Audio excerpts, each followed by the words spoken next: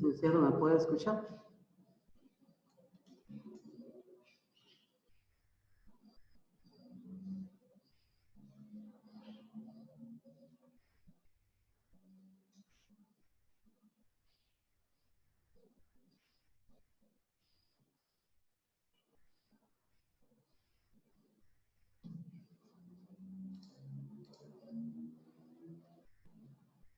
Licenciado, ¿ya me escucha? ¿Ya listo, licenciado? Hola, hola, ¿sí me escucha?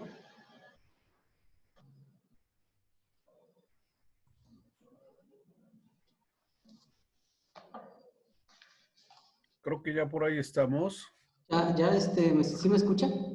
Sí, sí, sí te escucho. Ok, perfecto. Ya Sí, después de tanto tiempo esperar aquí a que la computadora se sí. iniciara y todo, pues ya estamos. Lo bueno es que ya se hizo la conexión otra vez. Sí, ya, el día de ayer teníamos a las 11 de la noche, teníamos 60 personas. Muy bien, ¿eh? Este, Muy buen auditorio. Sí, yo creo que si acaso entre lo que queda del día de ayer hasta hoy, si acaso se Sí, han de conectar unos 4 o 5 personas más. sí, sí. Pues si pudiste ver, hice un pequeño ajuste ahí, una corrección que hubo y creo que pues ya estamos listos. Nada más lo que comentamos cuando tú subes la presentación, cómo la vamos a trabajar, ¿no? Ok, mire, ya la tengo abierta. Ajá. Vamos a ver. A ver, si quieres la vemos así completa, de repasón. ¿Ya la tiene? Ah, perfecto, sí, sí, se ve muy bien. Se ve muy bien, ¿eh? Sí, Ok, déjeme ver. Ahí está. sí, sí, Usted me va diciendo cuándo, o sea, cuándo cambiarla, ¿no? sí. Y dígame también si es esta, porque le hizo unas modificaciones, ¿verdad? A ver, sí, Se supone que esta vamos. es la última que me pasó en el correo. Sí, es el último mensaje que te envié. Ujú. Sí, ¿verdad? Sí, Muy bien. Oye, la inauguración, qué bien, ¿eh? sí, fíjese que Muy bien. pues aquí con tantas cosas un tanto apresurado, pero me parece que salió bien. Sí, sí salió bien. Pues qué bueno ahí con Evaristo, ¿no? Pues sí, ya ve que hemos trabajado con él. Sí, sí, además él conoce, sabe de los asuntos directos allá en campo. Ujú. Ok, ¿cómo ve la presentación?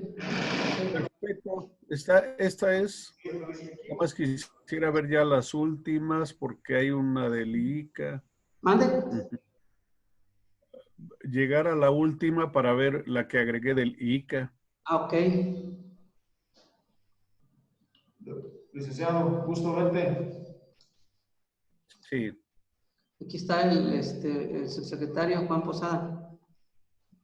sí, sí. Gusto verte, doctor.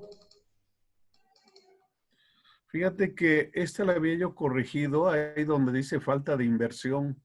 Ujú. Me voy a conectar, le digo, sí, otro día. Ujú. Sale. Ujú. ¿Cuál me dijo? Ujú. Ahí donde la que sigue, Bueno, voy a entrar al correo y bajo la última, pues se supone que es la última. sí, porque hay una ahí que había yo corregido y veo que está igual. Ok, permítame. Es el último mensaje que te envié. Sí. ¿Dónde estás?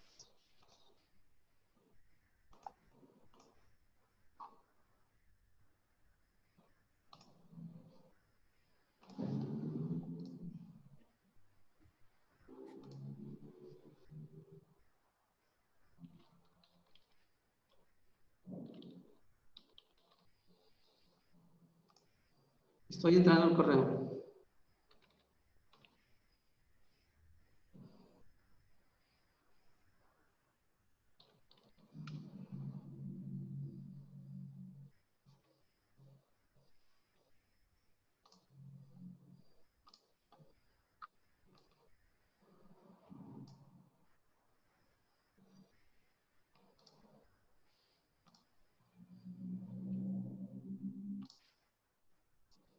Tengo una que fue, bueno, sí tengo dos. Voy a descargar la última. La última. Dice desafíos columna 2. Dos. Ujú.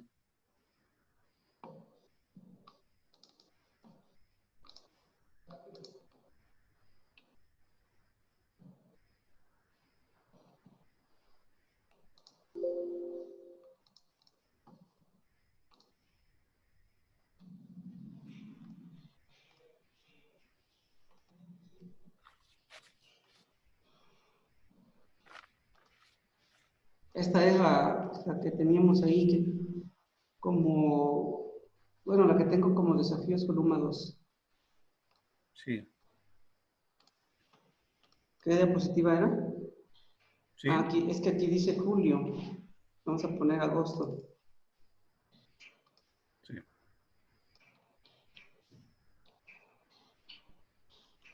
Muy bien.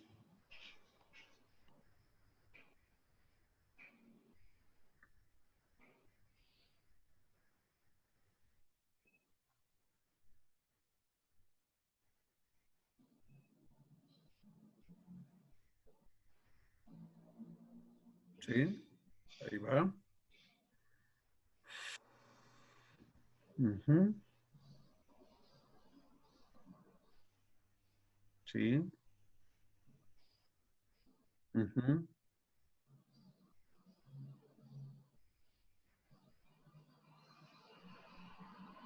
Ujú.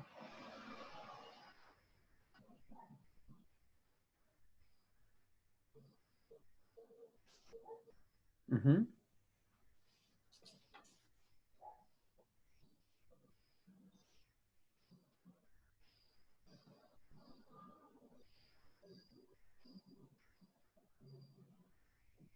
Ujú. Bien.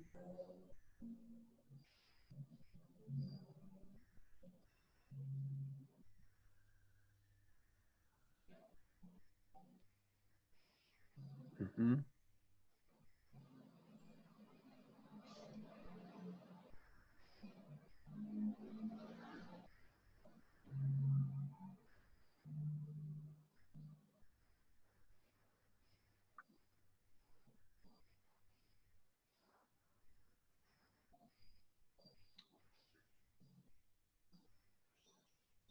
Ujú.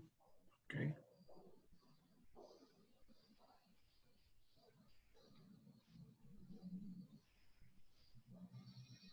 Ujú.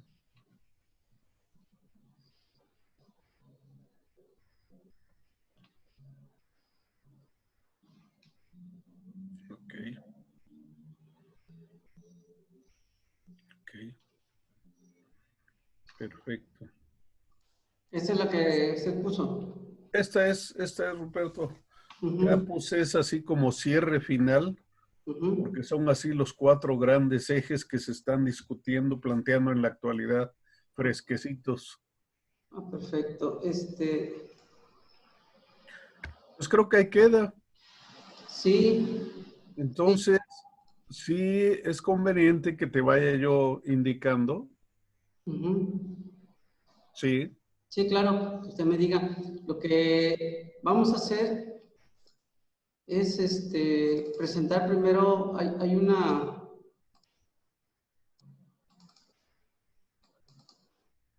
Ujú. sillones creo que no tengo, ¿no? Tenía yo unas presentaciones antes de iniciar, Ujú. creo que es esta.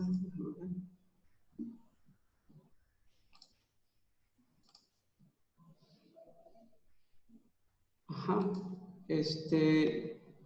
Antes de iniciar, yo creo que unos 5 minutos antes, voy a poner una pantalla que dice bienvenidos y bienvenidas. No sé si la está viendo. Perfecto. Pues prácticamente ya son 11:50. Ujú. Muy Va a haber bien. un apartado de reglas Sí, y luego ya voy a empezar a decir su resumen curricular. la presentación. Ujú.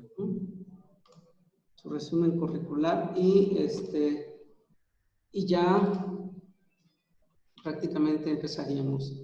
Perfecto. Ya después va a haber De tiempo. una sesión de preguntas y respuestas Ujú, ujú. para que yo creo que al final podamos pues hacer eso, ¿no? De preguntas y Perfecto. respuestas. En términos de tiempo, sí se programó un poquitito más. Sí, pues no importa el tiempo que se lleve, tenemos programado en acuerdo al programa 1 hora, Ah, bien. pero ahí El como que sistema vaya. lo permite, deja. Ajá, exacto. Sí, sí, porque hay algunos que yo trabajo luego y de repente termina mi hora y se corta. Hasta ahí. Sí, sí, sí, sí. Creo que Sobre no me... todo lo que es el Zoom en la V. Exacto. No, no, no, aquí no hay problema con eso. Bueno, Tenemos el tiempo. pues entonces ya estamos. Perfecto, entonces esperaremos a que se den unos 5 minutos antes de las 9 para reiniciar. Ok, muy bien. ¿Sale? Gracias, Ruperto. Sí, mientras voy a preparar algunas otras cosas.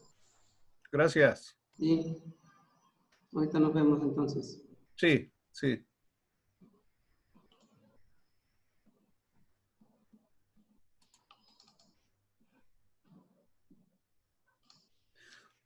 ¿Te vas a salir? No. No, no, no, no, porque voy a estar aquí.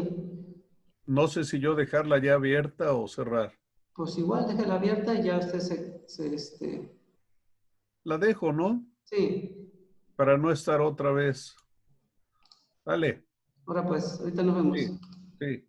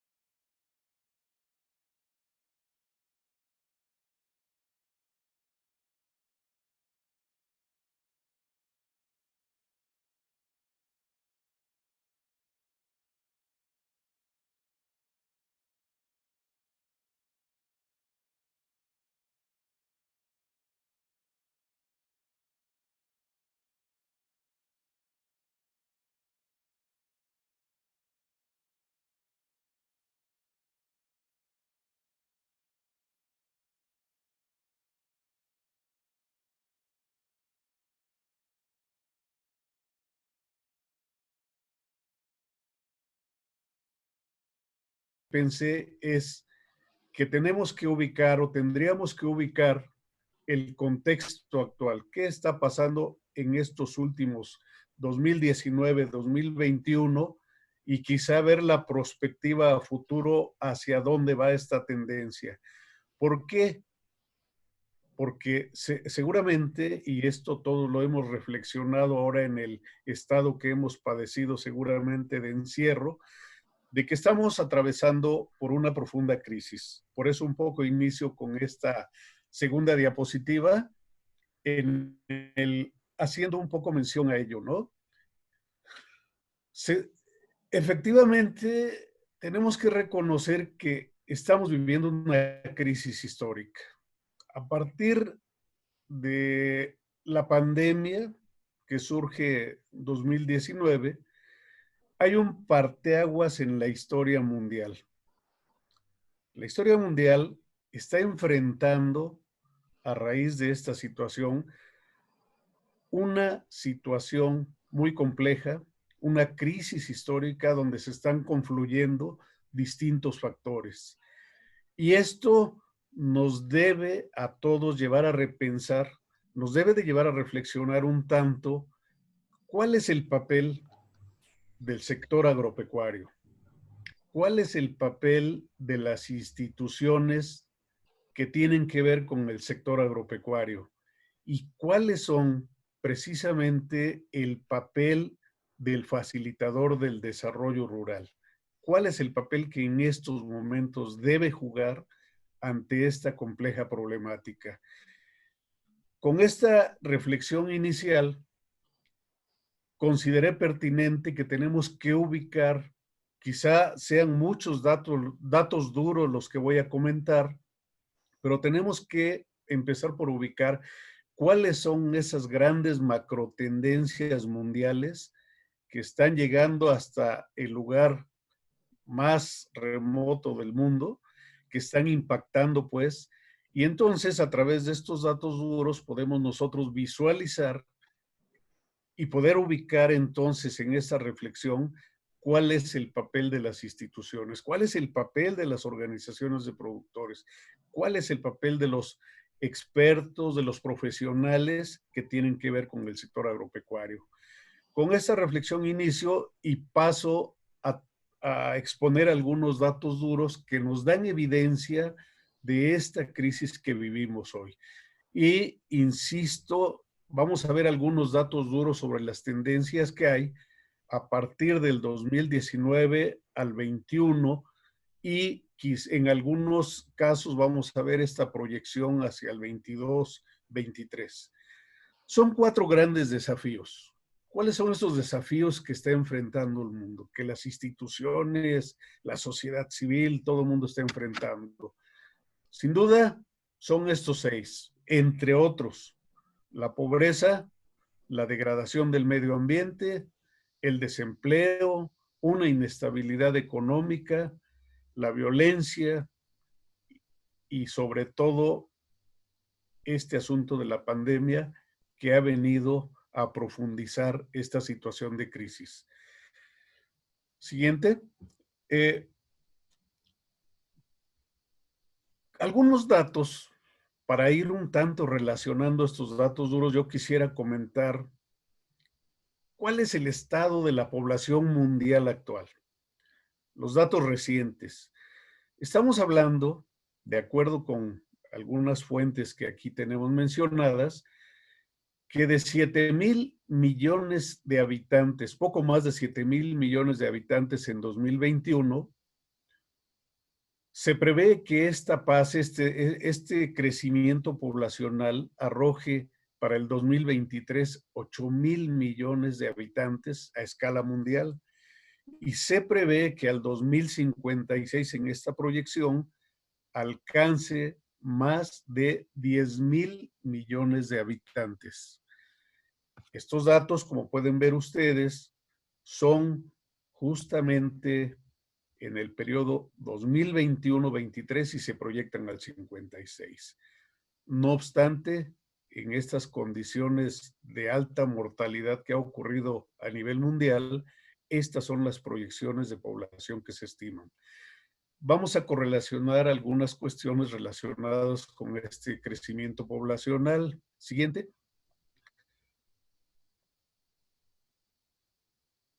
En México Hablando del crecimiento poblacional, los datos nos arrojan que teníamos en 2019 125 millones de habitantes. En proyección al 2024 se prevé que rebase los 132 millones. Aquí observo este dato porque hay información que nos indica que en 2021 ya rebasamos los 132 millones de habitantes. Pero si quiero hablar con él, Adelante. voy a verlo porque ya se va, ya va de salida casi. Sí, para que me Ahora, manden. gracias, Nacho. Bueno. Adelante. ¿Sabes qué? Voy a hablar con él porque necesito que me manden el oficio. Bien. Sí. Voy a verlo de una vez porque David ya no está. Me parece que hay un problema. Adelante. No estoy Bien. enterado. No he podido platicar con David ¿Cómo de ellos. Pero ya no está. aquí nivel tenemos a nivel mundial? Un oficio, un mensaje. La situación de pobreza, situación de pobreza a escala mundial. A escala mundial, en 2020 se estaban reportando entre 119 millones. Ve a ver a Nacho porque él ya se va. Creo que van de salida. De población en extrema pobreza. El dato un tanto, diría yo, alarmante es que para el 2021 se estaba estimando que aumente en 100 millones más de personas a escala mundial que pasen a un estado de pobreza extrema. Adelante. Adelante.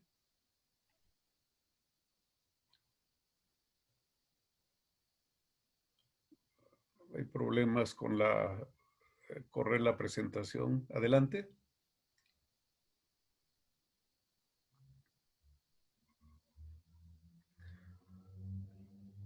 Adelante. Bien. Un problema más que mencioné al principio, y hablando de esta crisis mundial, tenemos el asunto del desempleo. A raíz de este problema de la pandemia, el desempleo ha crecido.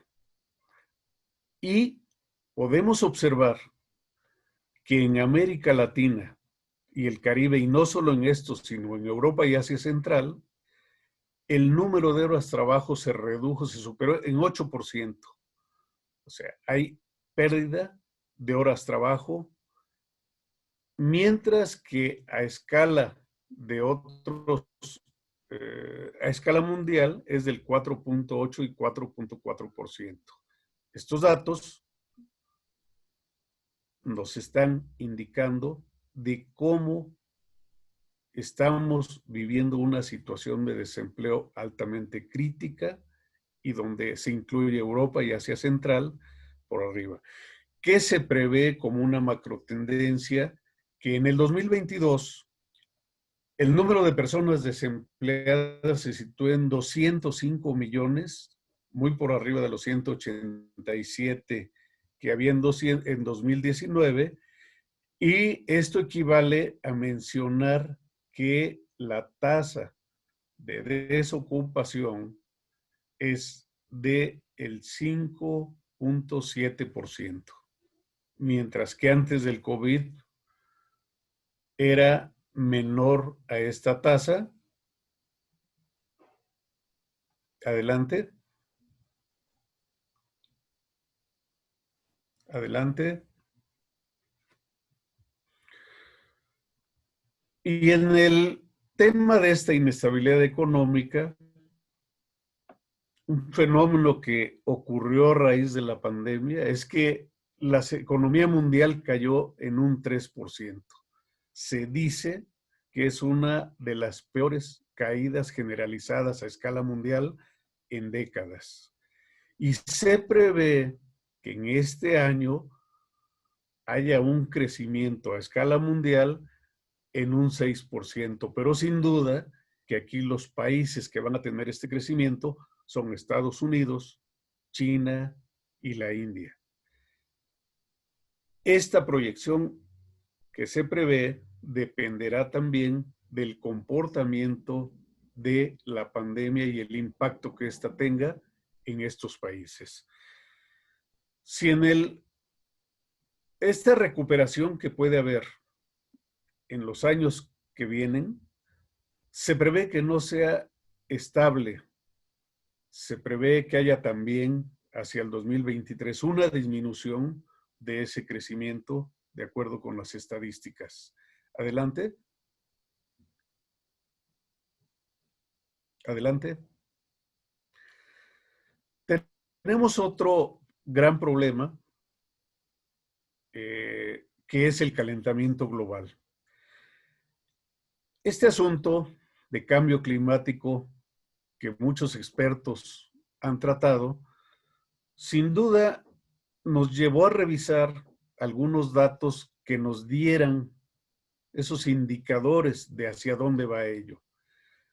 Quiero comentarles que a mediados del siglo XIX ya se hablaba de un aumento de 1.0 grados y se decía que de alguna manera iba a haber un crecimiento, pero que no iba a aumentar esto al grado que ha aumentado. La tendencia, de acuerdo con los datos mundiales, es que esto se dirige a un alza del más de 3 grados, de acuerdo a la Organización Mundial Meteorológica, y esta alza, este calentamiento global seguramente tendrá un impacto, ya tiene un impacto y tendrá un impacto mayor en lo que es la agricultura, las mismas condiciones de vida de la población, y se señala entre la literatura existente que a 2 grados subir esa temperatura, hasta 80 millones de personas estarían sufriendo hambrunas en el 2050 y 130 millones de personas podrían caer en pobreza extrema en la próxima década. Es decir, el calentamiento global asociado a esta crisis económica, al desempleo y asociado a esta cuestión del COVID, señalan que esta tendencia tiende a aumentar. Adelante.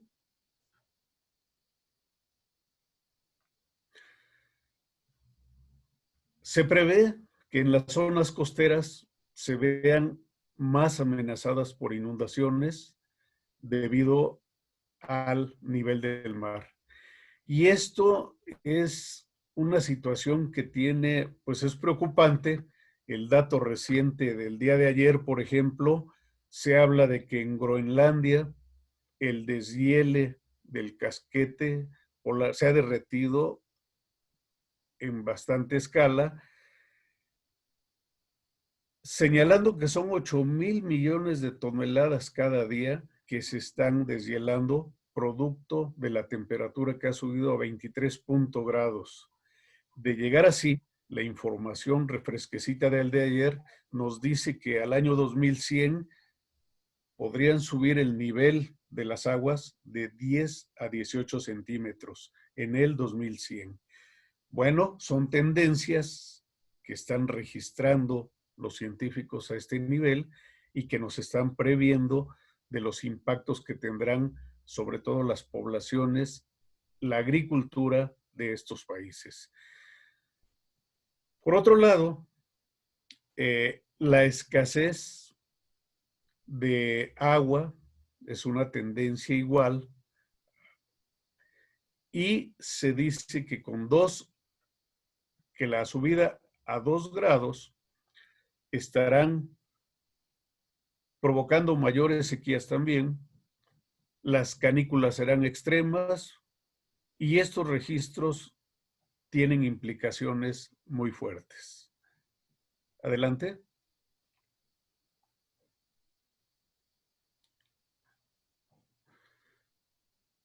¿Cuál es, y aquí la pregunta a la que nos debe llevar un tanto todas estas macro tendencias mundiales? En el asunto de la seguridad alimentaria y la nutrición, hay un impacto bastante fuerte que a escala mundial la FAO está registrando. Hay estudios que a escala nacional, a escala regional, hay que empezar a realizar para ver estos impactos de la pandemia en la seguridad alimentaria. Aún están trabajándose estas estadísticas, estos estudios, pero a escala mundial, ¿qué cosa es lo que nos dice la FAO? Se está afectando la seguridad alimentaria y la nutrición. Sin duda alguna, a partir del 19 hay una mayor afectación.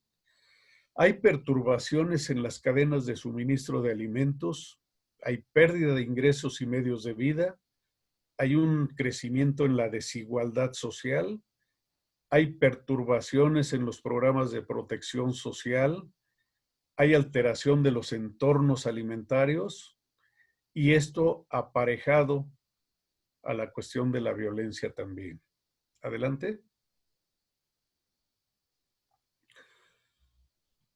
Los precios desiguales de los alimentos es uno de los fenómenos que se están viendo, de los procesos que se están viendo, que se están presentando a escala mundial y seguramente a escala regional hay ese impacto. Hay una incertidumbre respecto a esta cuestión alimentaria, que si bien es cierto que aquí en México no hay desabasto de alimentos, sí ha habido un encarecimiento, los precios, los mercados están teniendo un comportamiento a elevarse los precios. En esta incertidumbre, pues también hay incertidumbre sobre el comportamiento de del virus, el COVID-19 y su evolución, lo cual nos puede llevar a pensar a que las amenazas futuras para la seguridad alimentaria y la nutrición se agudicen en los próximos años. Hay posibilidad, señalan expertos de la FAO, a que disminuya la productividad y la producción como un impacto de la pandemia. Adelante.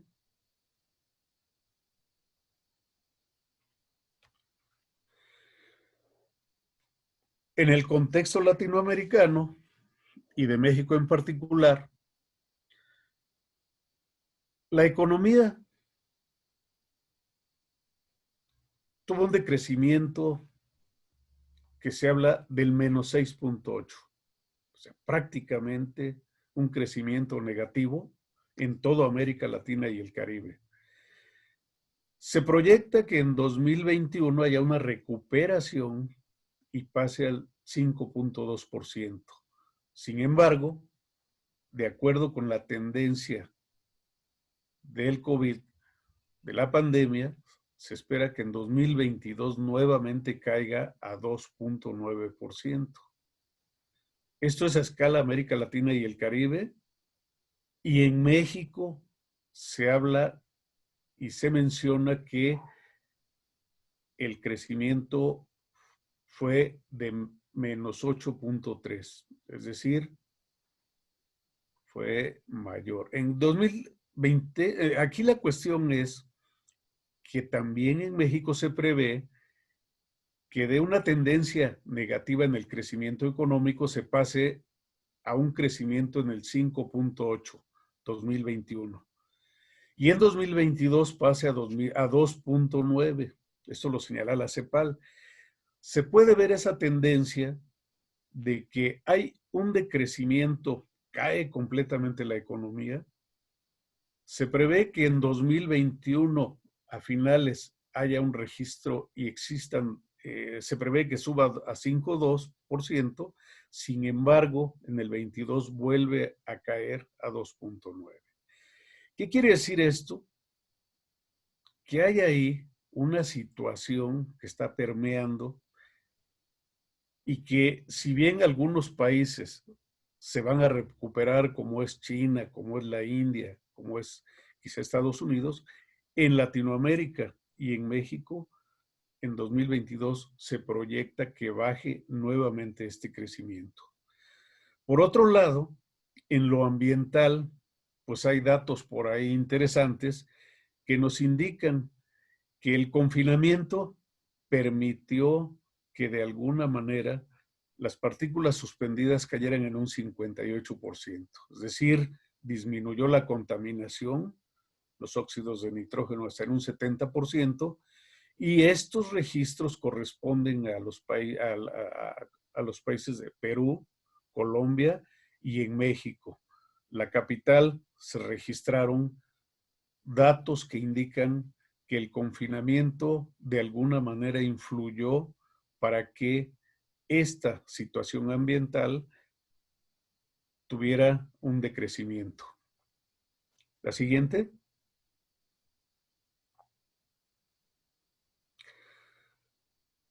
Ya habíamos mencionado el asunto de la pobreza a escala mundial.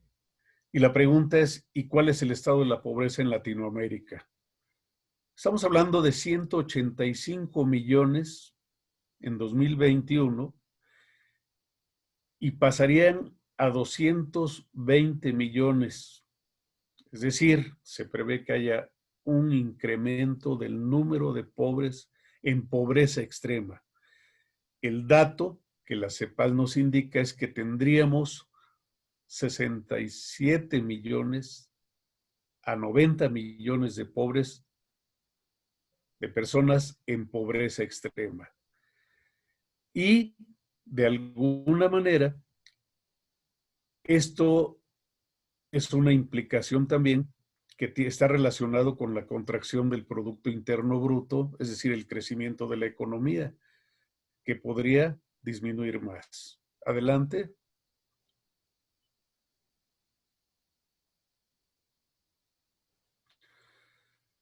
En México en particular, los datos nos indican que al cierre del 2018 había 9.3 millones de mexicanos en pobreza extrema. 2020, ya estando en auge la pandemia, aumentó a 16.4 millones y este año 2021 ha subido a 18.3 millones en pobreza extrema los mexicanos. Es un dato, nos permite ver la tendencia y es un impacto que está presentándose a raíz de la pandemia. Adelante.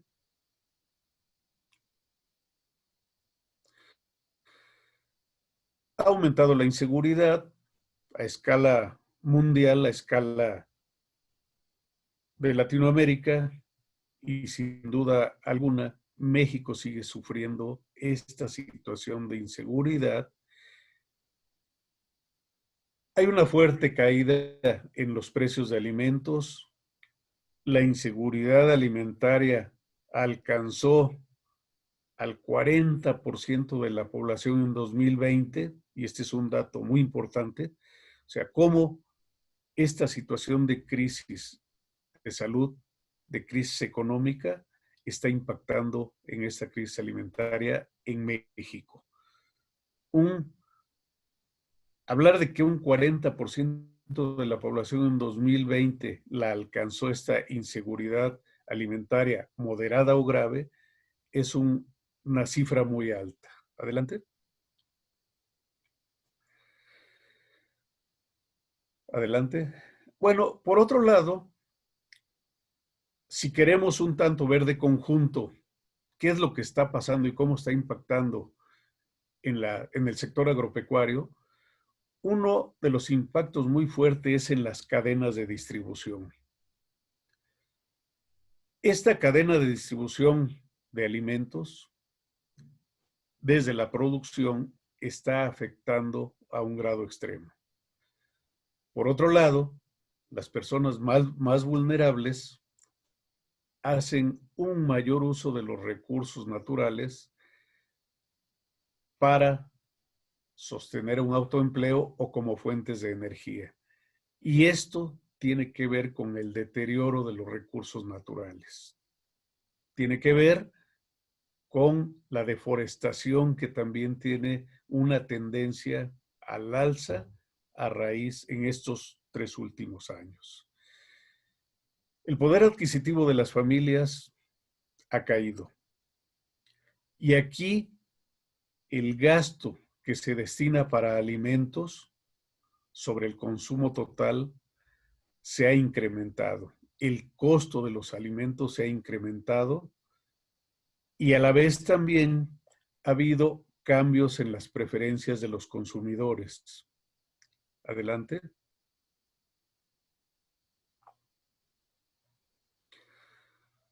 La oferta de alimentos, mencionaba yo, que si bien no hay un desabasto, sí ha tenido por ahí algunos altibajos en el que la oferta no es del todo en volúmenes y del todo permanente.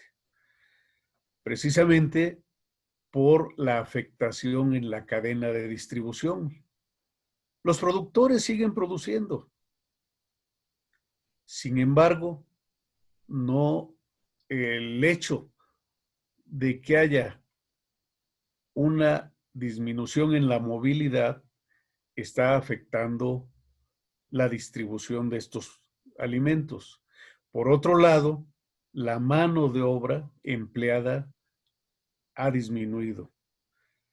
Esto tiene que ver, desde luego, con la afectación de todos los eslabones de la cadena productiva y sabemos el asunto del transporte, el transporte también, que es un elemento importante en la distribución, que no solo también ha tenido una disminución en movilidad precisamente por la pandemia, pero también por la violencia que existe en México, sobre todo en algunas carreteras del país, que está impactando de manera muy fuerte. El procesamiento, el envasado, el almacenamiento, la distribución de productos, están siendo impactados también de alguna manera hasta llegar a los supermercados. Esto es importante porque se dice que el mayor impacto está siendo en los productos perecederos, como son las frutas y verduras. Es un alto impacto que está ocurriendo ahí y es parte o es precisamente el acceso a que la población tiene o acude pues a estos mercados. Adelante.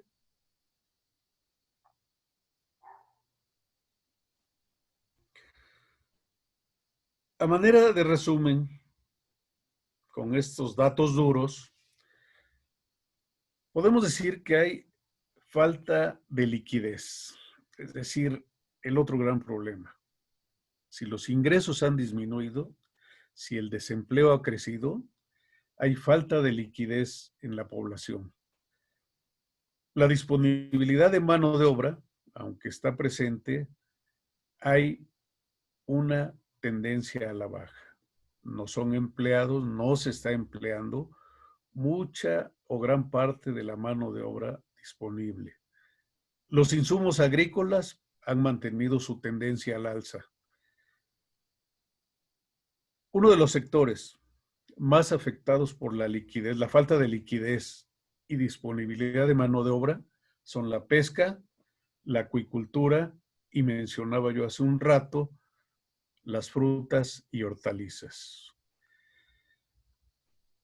Por otro lado, esta afectación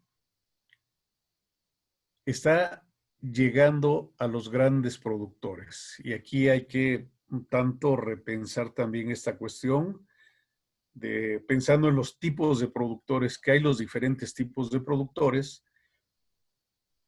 Hay una afectación también que están sufriendo los grandes productores y que tiene que ver precisamente con la baja demanda de mano de obra, el asunto de la alta mecanización y principalmente en los cultivos industriales.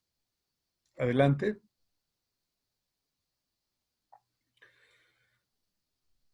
Estos son, digamos, los temas o las situaciones que están impactando directamente la pandemia al sector agropecuario.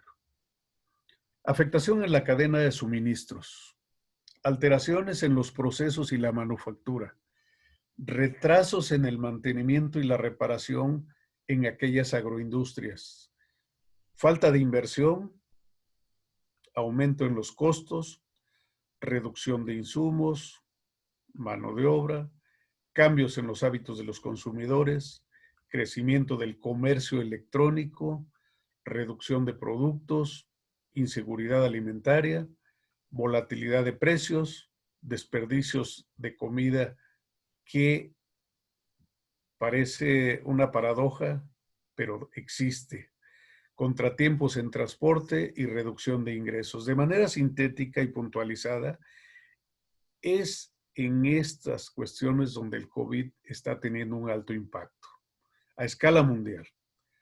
Adelante.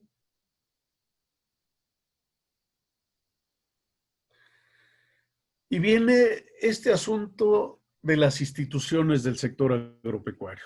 La pregunta es, con todos estos datos duros, de esas macrotendencias que vimos a escala mundial, Latinoamérica, México, en estos 3 años, y decía yo algunos en prospectiva a más años, la pregunta es acá, ¿cuál es el papel en estos momentos de las instituciones del sector agropecuario? ¿Cuál es el papel de los productores, de las organizaciones de productores? ¿Cuál es el papel de los profesionales, de los facilitadores del desarrollo rural? ¿Cuál es el papel? ¿Cuál es su desempeño actual? ¿Hacia dónde deben caminar? Con estas preguntas es conveniente que revisemos un tanto, en términos de algunos años, cuál ha sido el papel de ellos. Yo mismo me incluyo. En los años 80 yo trabajé en cuestiones de capacitación y asistencia técnica. 1980, el papel, el desempeño del facilitador del desarrollo rural era capacitar, prestar asistencia técnica, impulsar la organización de los productores.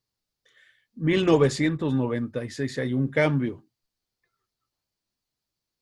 El ejercicio del profesional del técnico ya se enfocaba más a elaboración de diagnósticos, estudios, se enfocaba a la asistencia técnica y a la capacitación. Sin embargo, se siguió viendo todavía un estado pasivo, no del todo muy dinámico en los productores. 2001, hay una transición. Los prestadores de servicios profesionales orientados a mejorar, ya se orientan a mejorar las capacidades de los productores, al desarrollo tecnológico, a la transferencia de tecnología, a la identificación y formulación de proyectos, a la puesta en marcha de proyectos y a la consultoría. Y alguien decía por ahí también, 2001, muchos de los profesionales pues también se destacan como productores, pues. Y esto es interesante, porque no choca. Alguien decía por ahí, es que un prestador de servicios profesionales, un profesional que facilita el desarrollo, pues no choca con que él sea productor también. Al contrario, es precisamente ese papel que también desempeñan, en el que podrían, y aquí lo dejo sobre la mesa, aquellos profesionales que impulsan el desarrollo y que son productores también y que han sido exitosos, es interesante porque podrían poner a disposición precisamente sus resultados, su experiencia hacia otros productores. Y más que eso, podrían de alguna manera crear redes con otros productores para impulsar lo que han venido impulsando. En suma, ¿por qué comento esto? Porque aquí viene la pregunta precisamente. Y en estos 3 años, en esta situación que estamos viviendo ahora, ¿cuál es su papel de los facilitadores del desarrollo rural? Hay muchos elementos, si ustedes se pueden dar cuenta cómo fue cambiando un tanto, y de hecho, pues esto tiene que ver también con la reestructuración que sufrieron las instituciones. Después de 1980, muchos de los profesionales del desarrollo rural que habían sido contratados por la institución gubernamental, dejaron de serlo, a raíz precisamente de la desaparición de muchas instituciones. Pasaron a ser prestadores de servicios profesionales en otra condición, donde gestaban los proyectos, acompañaban a los productores o las organizaciones pagaban los servicios y en esos términos es la actuación como se vino dando de los facilitadores del desarrollo. En estas condiciones que estamos ahora, había que replantearse, había que repensar el papel del profesional, pero repensar también el papel de la institución. Las instituciones tienen que pensarse en su sostenibilidad también. Tiene que pensarse en el sentido de que si están impulsando una transformación, como se dice, y como se propone o como intención se tiene de generar una transformación en las instituciones, estas deben precisamente de tratar de lograrlo, impulsarlo, buscando esa sostenibilidad institucional. Adelante.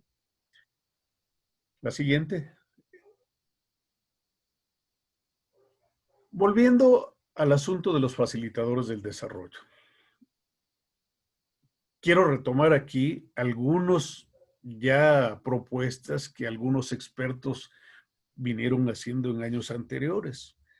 Indudablemente que se requiere que el facilitador del desarrollo en estas condiciones que mencionamos tenga una perspectiva muy amplia.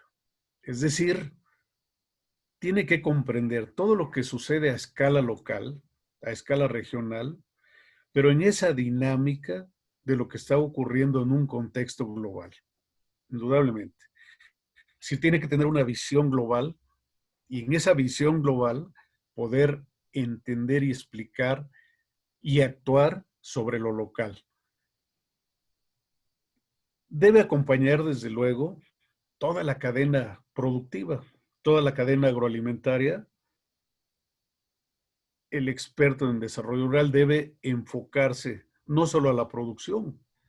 Se exige que en estos momentos el profesional tenga esa visión, tenga la competencia para poder intervenir en la producción, en la problemática de la industrialización, en la problemática de la comercialización e incidir en aquellos aspectos que tienen que ver con el consumo de los productos.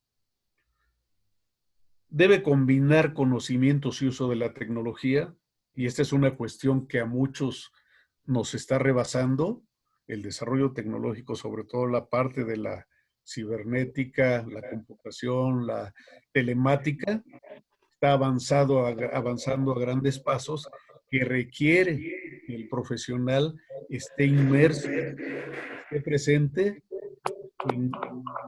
visualizando ese comportamiento que se está dando en el desarrollo tecnológico. De otra manera, puede haber un gran desfase y ese desfase puede haber un rezago muy fuerte que impida actuar de manera pertinente en el sector rural. El doctor Villarreal ya había hablado de ello.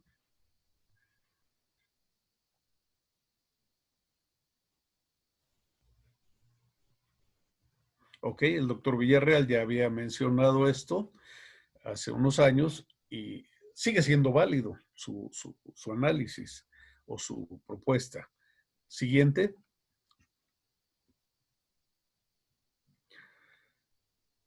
La cuestión del desarrollo. No podemos trabajar, y se exige en la actualidad, de que tenemos que trabajar de manera colaborativa. No hay vuelta. Aquí se tiene que trabajar con equipos de trabajo, de manera colaborativa y creando, yo mencionaba hace un rato, esas redes de profesionales que pueden tener un mayor impacto a escala territorial. Tiene que continuar formular y ser responsable de ejecutar no solo proyectos productivos.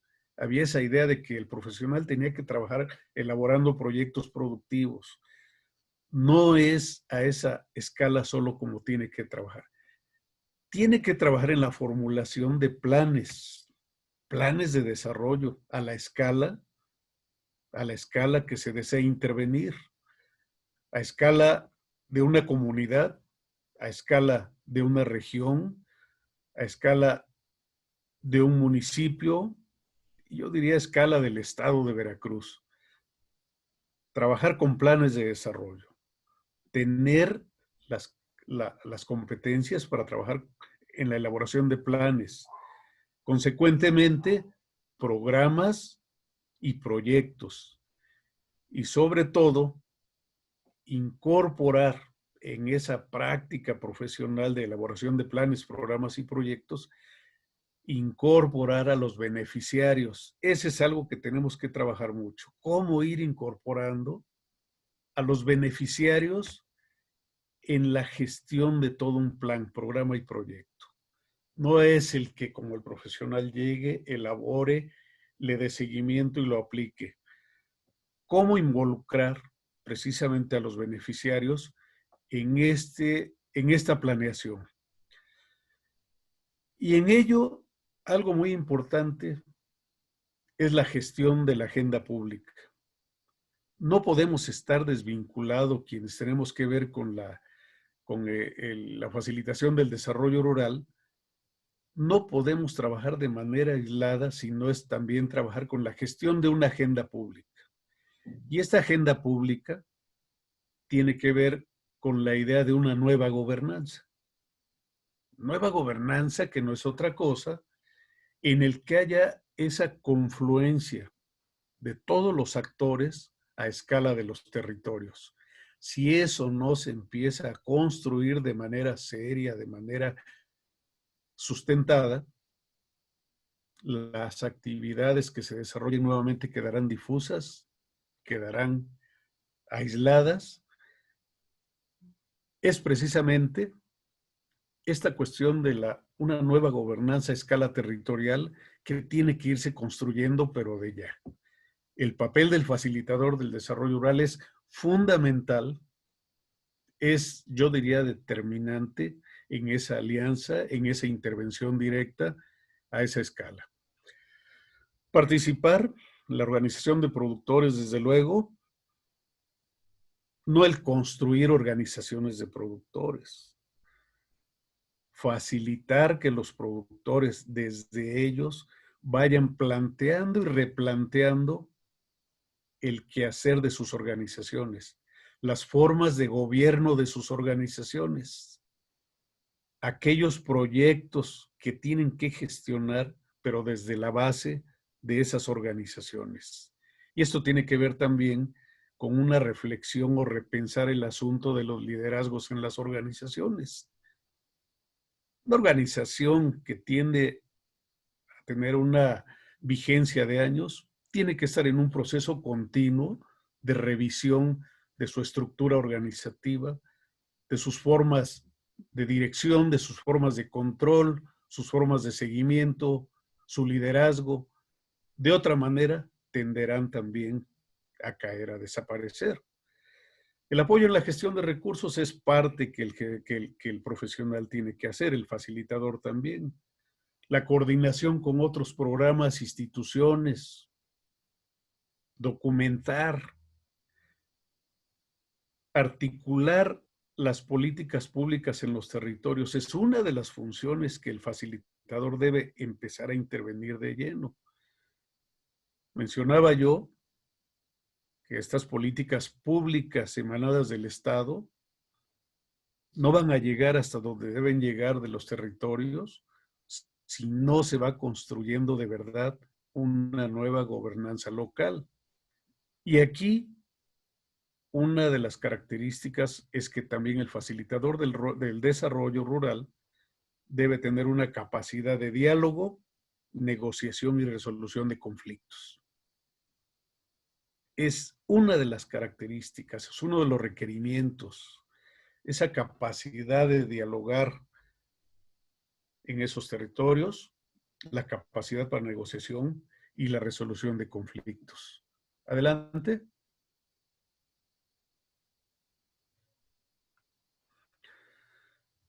En la cuestión de conocimientos, cuando decía yo que tiene el facilitador que tener una visión de lo global y de lo local, hablando territorialmente,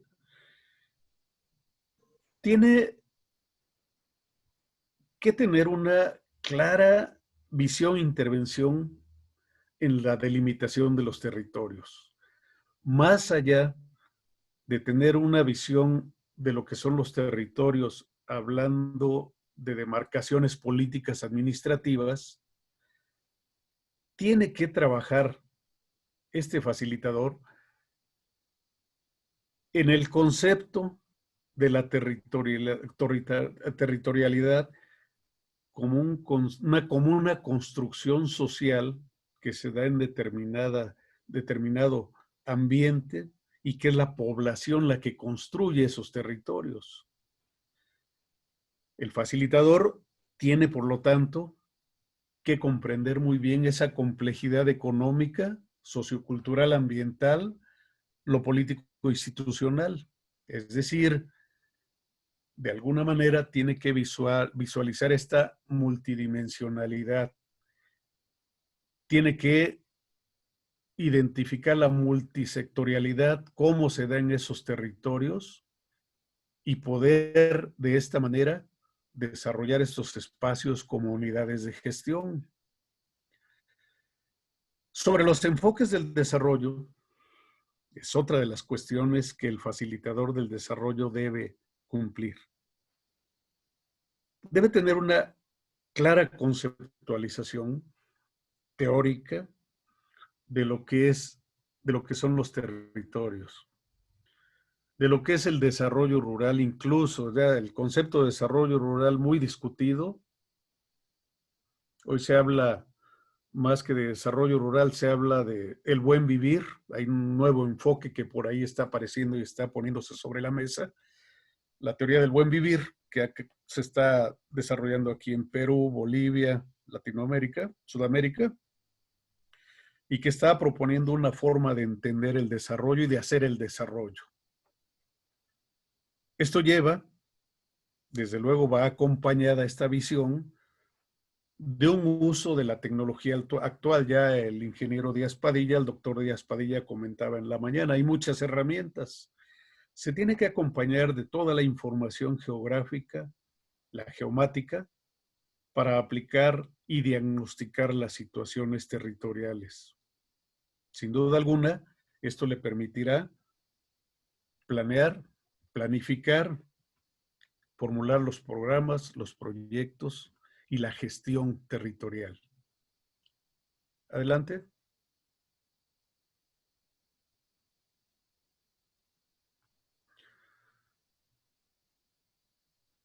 En suma, el facilitador del desarrollo rural territorial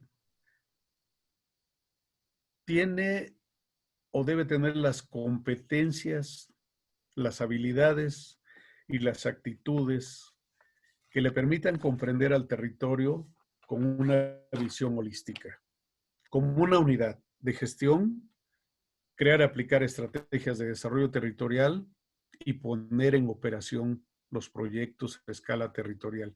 Y aquí hay algo muy importante, ya ha habido experiencias. En el caso particular tuvimos experiencias de trabajar con una estrategia de desarrollo territorial en la cual la planificación no se centraba solo en un territorio, en una localidad. Los proyectos se transversalizaban a escala territorial. Es decir, si tenemos productores, por ejemplo, productores de café en Huatusco, productores de café en Coatepec y productores de café aquí en la zona norte de Veracruz, un proyecto de desarrollo territorial se podría transversalizar, ese era el concepto, y poder generar en ello una amplia participación de productores, un consenso de los productores y la aplicación de los recursos financieros pudiera ser más eficiente en una estrategia de ese tipo. Adelante.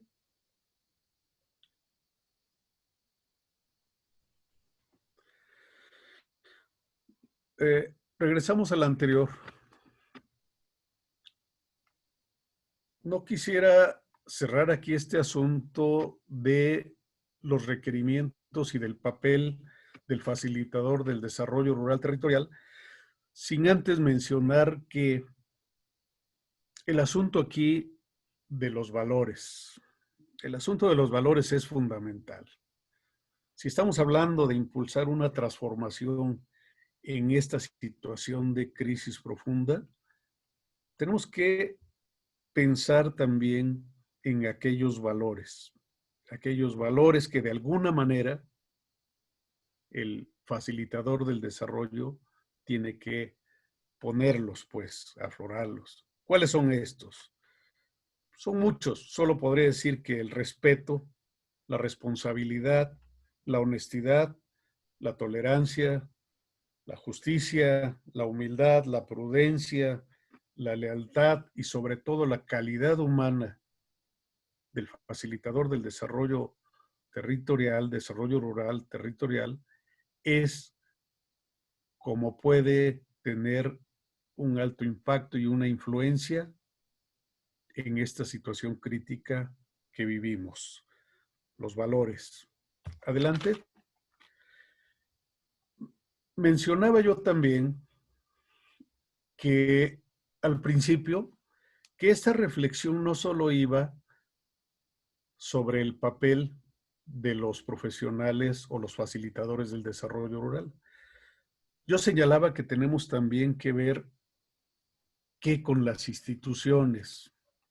Y mencionaba yo que si bien es cierto que hay una intención en el gobierno actual de revisar, de transformar las instituciones, aún todavía es tarea pendiente. Y eso es algo que se tiene que ir trabajando. Repensar sobre cómo las instituciones relacionadas con el sector agropecuario tienen que quizá reestructurarse. Y esto tiene que ver si se quiere tener una sostenibilidad de estas instituciones a futuro, en el marco de esta inestabilidad, se tiene que trabajar con varias cuestiones. Las instituciones tienen que revisar el grado y forma de interacción entre la organización y sus actores del entorno, sin duda alguna. Tiene que reflexionar, revisar cuál es esa interacción que hay entre la institución y los actores del entorno. Llámense productores, llámense comercializadores, todos los que intervienen en la cadena productiva.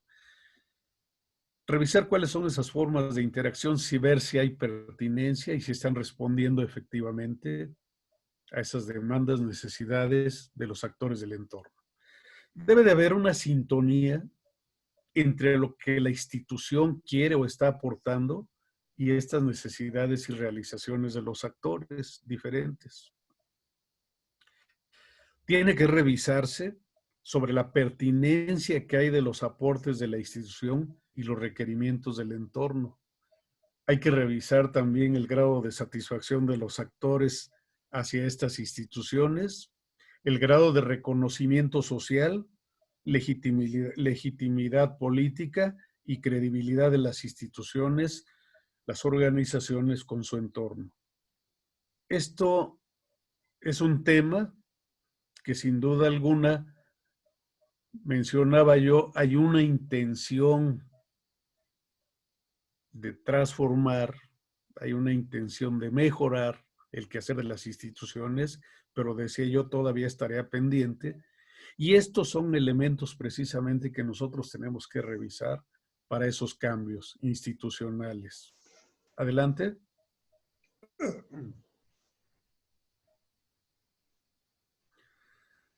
Si nosotros vemos a todos los actores que intervienen en el sector rural, en las cadenas productivas, cadenas agroalimentarias, podemos decir que se requiere sin duda la suma de esfuerzos, pero no como discurso. Se requiere realmente sentarse en esas decía yo, esa nueva gobernanza que se pretende también, sumar los esfuerzos. Esta concurrencia tiene que darse directamente en los territorios. Para las organizaciones, mencionaba yo, se tiene que revisar también el estado actual de esas organizaciones y no tanto revisarlas nosotros o las instituciones. Tienen que hacerse una autoevaluación las organizaciones económicas rurales existentes. Tienen que revisarse la innovación en los procesos de gestión y administración que se da en ellas, la corresponsabilidad, cómo se está dando, y se tiene que hacer una revaloración, hacer una revisión y quizá tomar como ejemplo aquellas cadenas de valor que han sido relicientes al impacto de la pandemia que a partir del 2019 tenemos encima.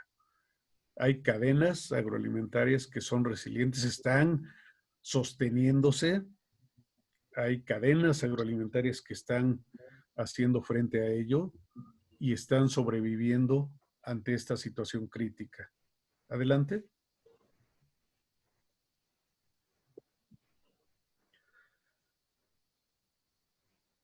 Algunos temas y que están puestos sobre la agenda de discusión y como de alta prioridad, vale la pena comentarlos aquí,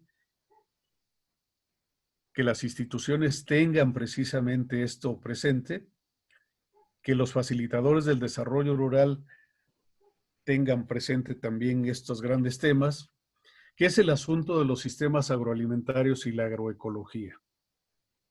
Hay que compenetrarse, lo mencionaba también el doctor Evaristo hoy por la mañana, tenemos que compenetrarnos más en todo este asunto de la agroecología, que por los problemas que ya mencionamos ambientales.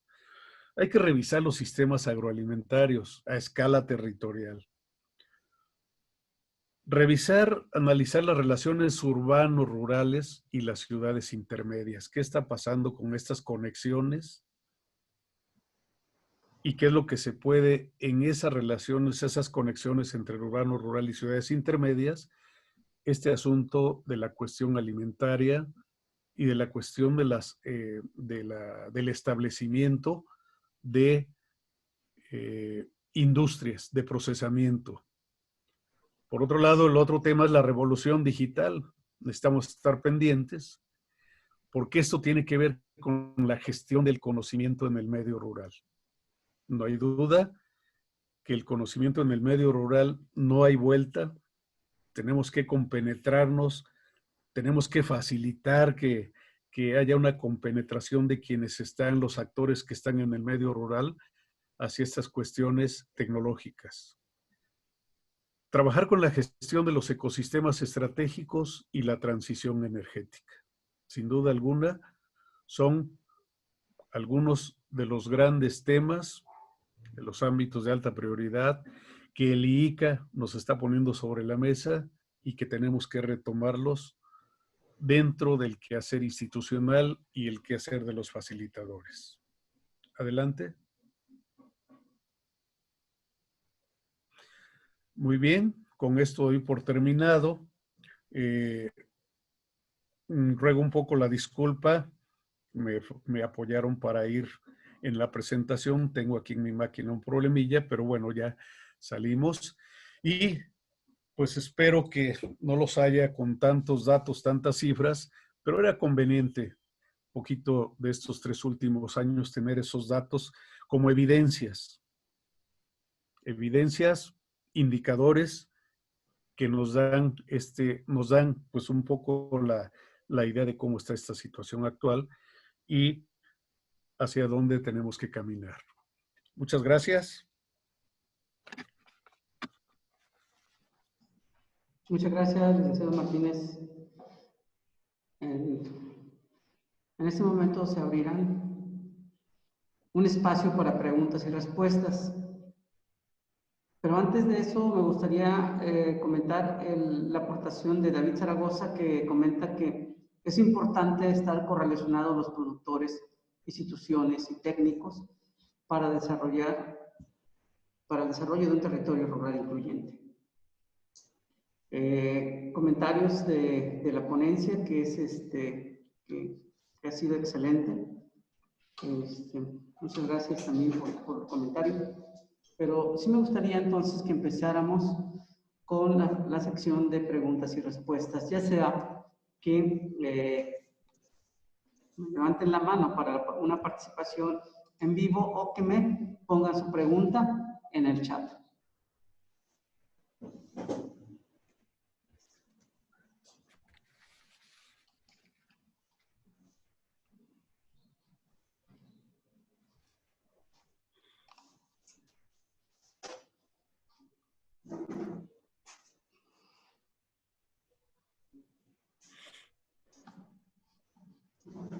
¿Alguien que quiera hacer alguna pregunta? Gabriel Díaz, de INIFAP. Sí, doctor, adelante. Muy buena presentación, licenciado Martínez. Muchas gracias, doctor. Un gusto escucharte nuevamente. Muchas gracias.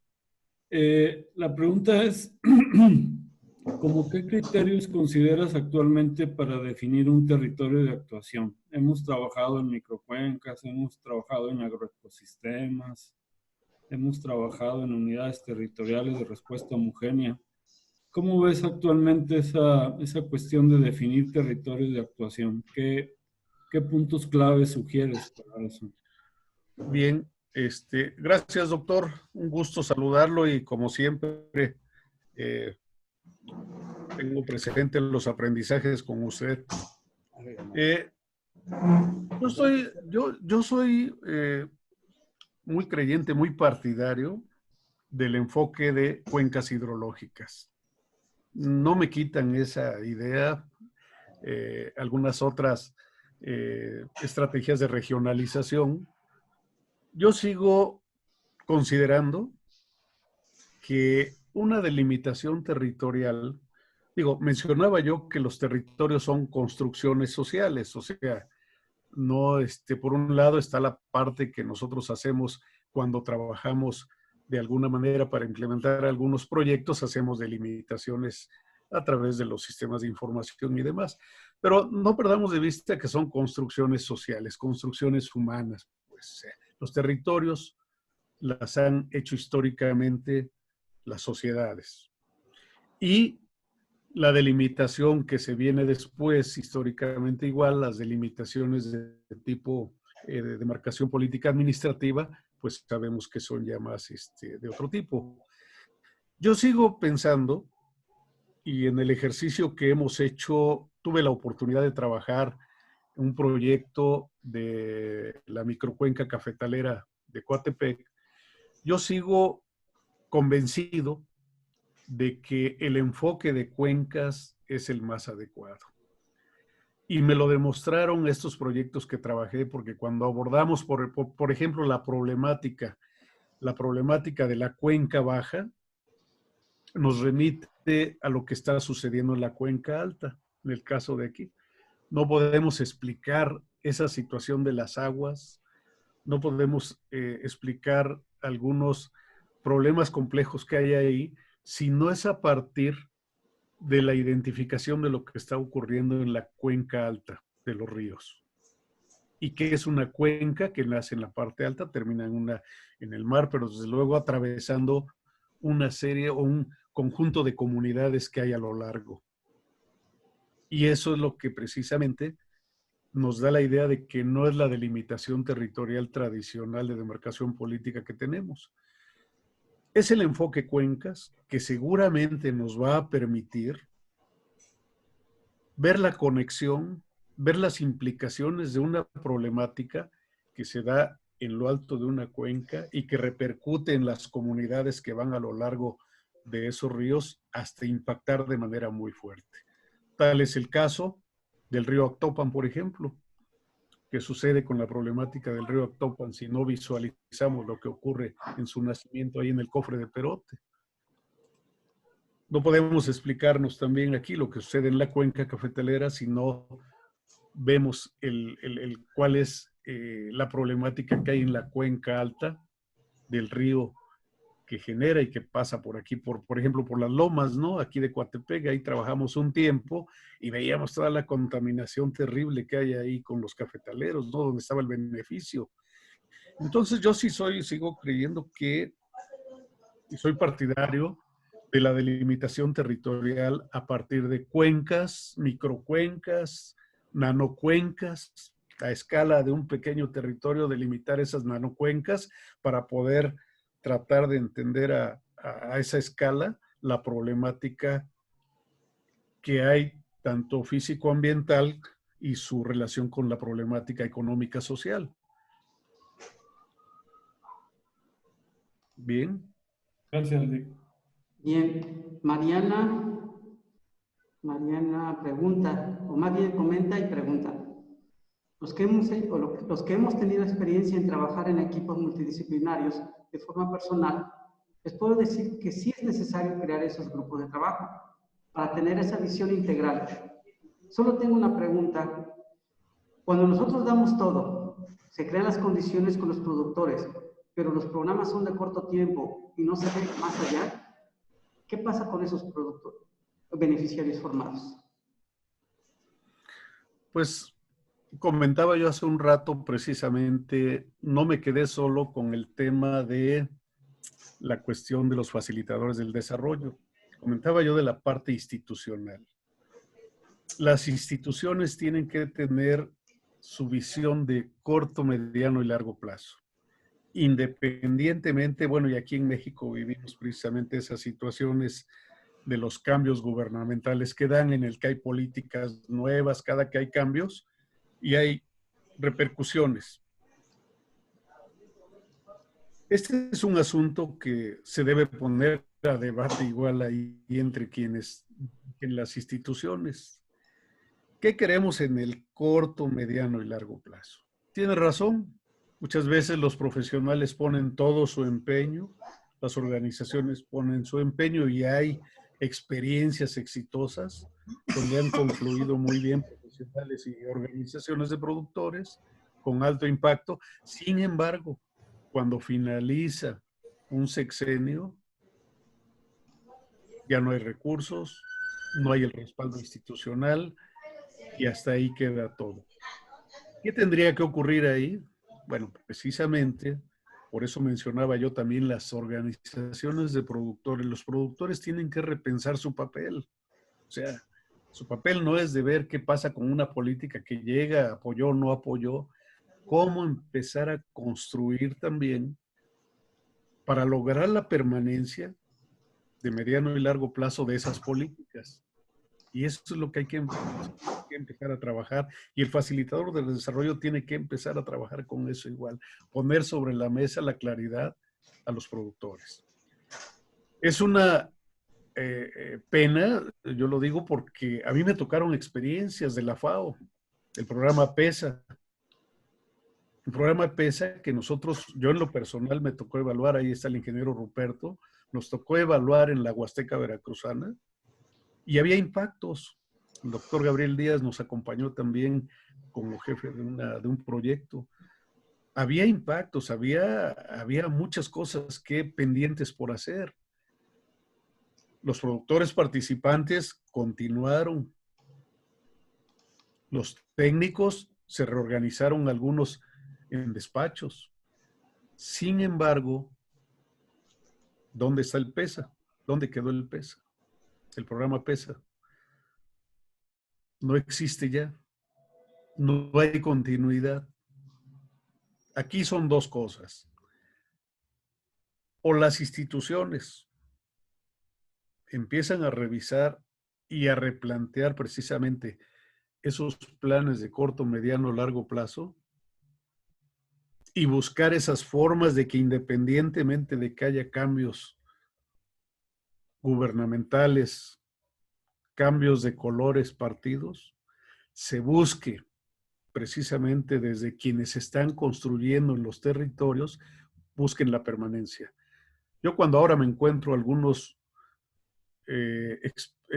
profesionales que participaron en programas de PESA y programas de desarrollo territorial, yo sí me lamento, porque fueron personal con amplia experiencia, estuvo dando ahí el frente con los productores y de repente se fueron los programas, se fue la estrategia de desarrollo territorial y dónde quedaron ellos, no sé dónde anden. O sea, es una preocupación también, porque esto nos lleva, y a mí me lleva en lo personal como universitario, digo, yo soy profesor en una universidad, me lleva a cuestionarme también los profesionales que se están formando ahora, cuál es ese campo laboral, cuáles son esas perspectivas de ocupación en el sector agropecuario.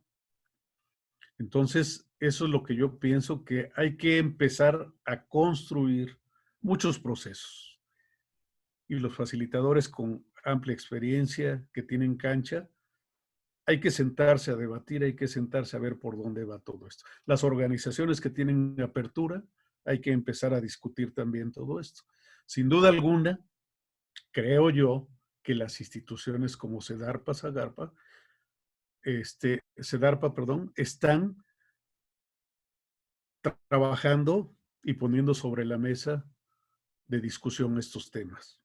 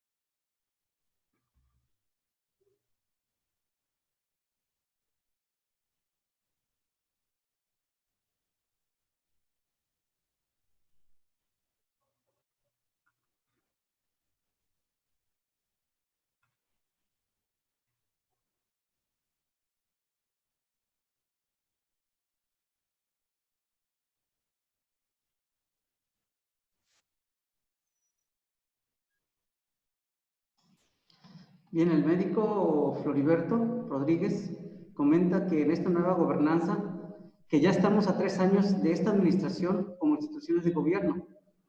En el cambio, en el cambio de cada administración siempre se vuelve a comenzar en lo referente a los asesores técnicos, extensionistas, PSPs y ahora facilitadores territoriales.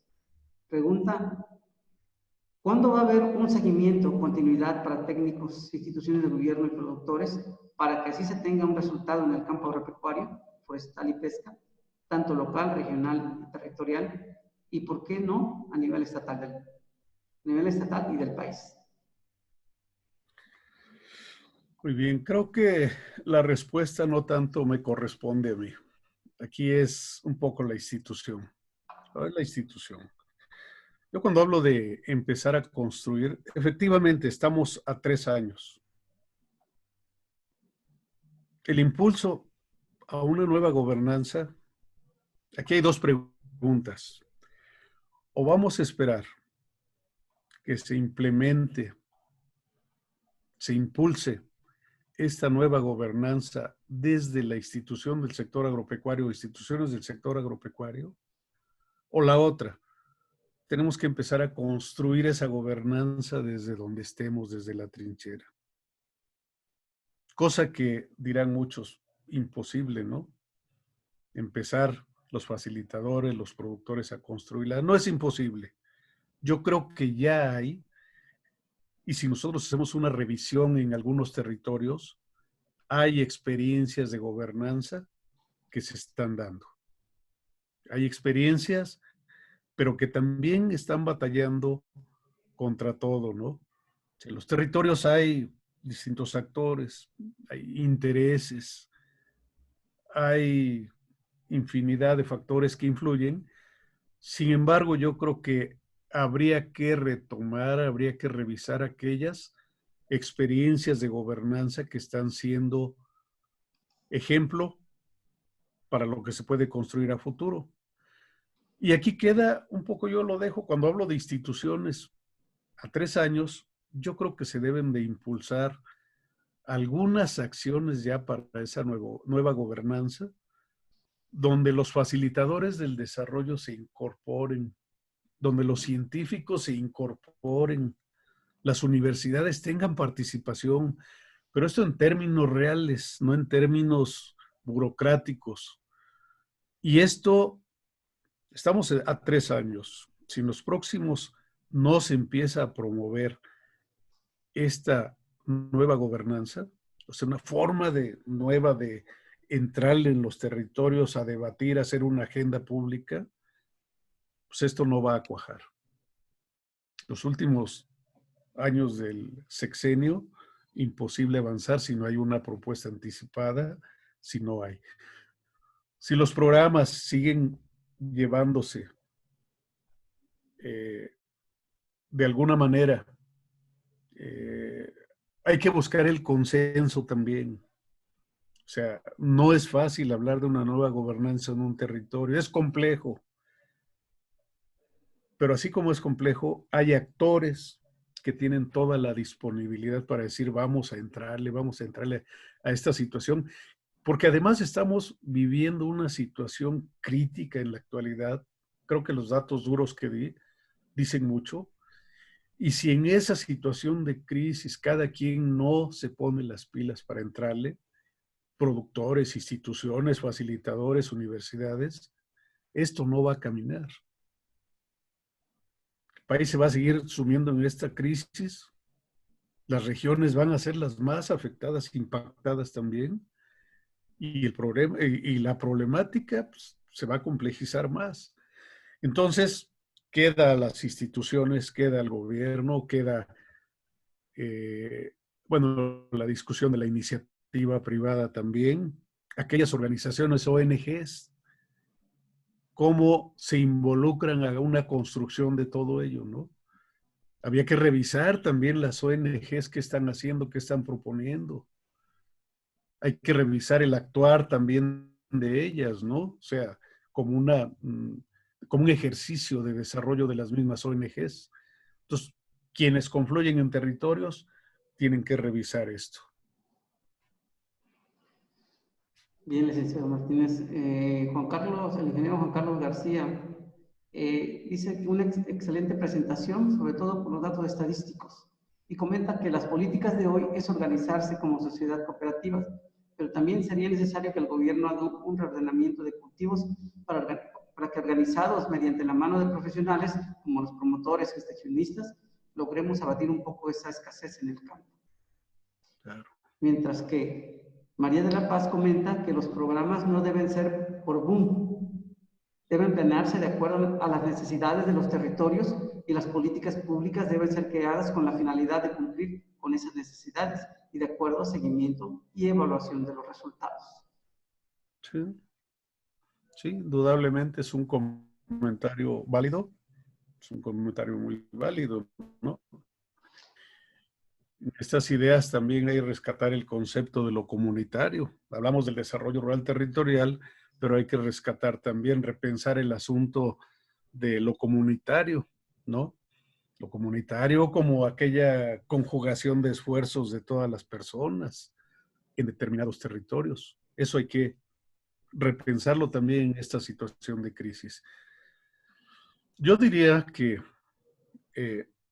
pues estamos sumergidos en un mundo de problemas, una problemática muy fuerte. Sin embargo, hay una oportunidad para transformar. Sin duda alguna, esto nos da una oportunidad para empezar a transformar aquello que no está bien, aquello que no está trabajando. Llámense programas, llámense instituciones, llámense, ¿no? Tenemos que repensar nuestra propia, como nosotros mismos, tenemos que repensar nuestro papel como humanos en estas condiciones de crisis de salud. Repensar nuestra situación, nuestra posición como humanos, como personas. ¿Cuál es el papel que estamos jugando? ¿Nos vale la pandemia? ¿Nos está afectando la pandemia a la familia? Está afectando a todo el mundo. Y es el momento entonces también como personas de hacernos esa reflexión. Y es una reflexión que el facilitador de desarrollo rural la tiene que generar también entre sus beneficiarios que tenga de sus acciones, indudablemente. Pues bien, si no hay alguna otra pregunta o comentario, estaríamos pasando ya casi al cierre de esta conferencia. Comenta Alma que a diferentes necesidades, diferentes prioridades. Los momentos que estamos viviendo por salud, economía, económico, social y la unión de trabajar, para trabajar en un compromiso es un compromiso de todos los involucrados. Perfecto, indudablemente, sí es, así es. Ahora, yo les pediría que encendieran sus cámaras, aquellos que tienen cámara, para que podamos hacer la captura de pantalla que nos representaría la asistencia en este día. Yo agradecería a todos la atención prestada a esta charla. Mil disculpas por todos esos datos duros, pero indudablemente tenemos que entrarle a revisarlos. Entonces, por aquí vayamos encendiendo sus cámaras para tomar las capturas de pantalla correspondientes, que es una evidencia que forma parte de las evidencias de esta conferencia.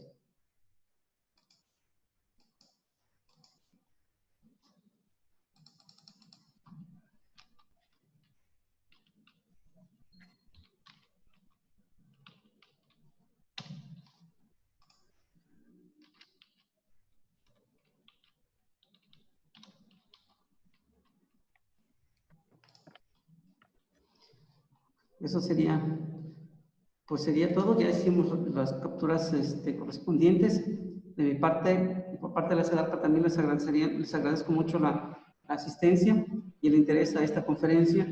Para otras conferencias, la próxima conferencia es la del doctor Gabriel Díaz Padilla, que es el 16 de agosto. Yo creo que también vamos a ir anunciando con tiempo su presentación y su conferencia.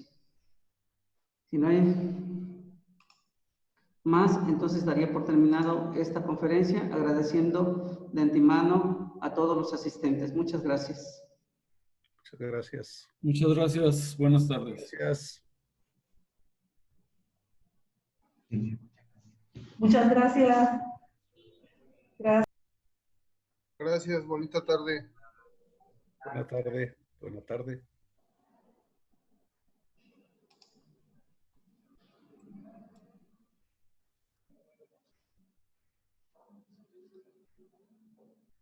Gracias, saludos desde Atasco. ¿Qué? ¿Eh? Ahora que todavía no termino la conferencia.